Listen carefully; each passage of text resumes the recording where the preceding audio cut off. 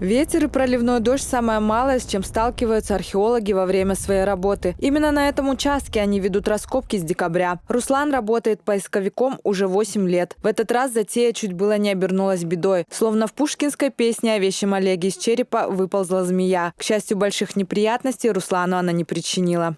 Работа интересная, конечно.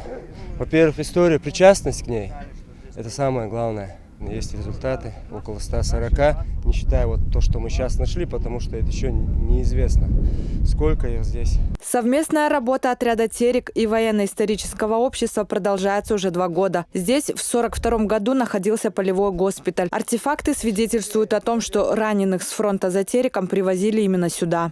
Самолеты с Наурского района прилетали, немецкий самолет до Грозного долетали, бомбили.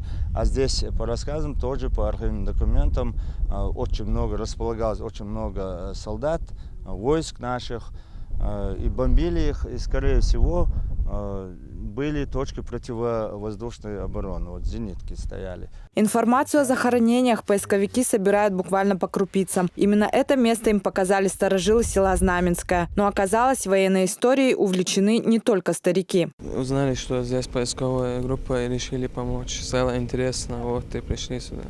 К 9 мая неизвестные воины будут перезахоронены со всеми почестями в селе Знаменское Натеречного района. Жибек Садуакас, Адам Чекуев. Новости.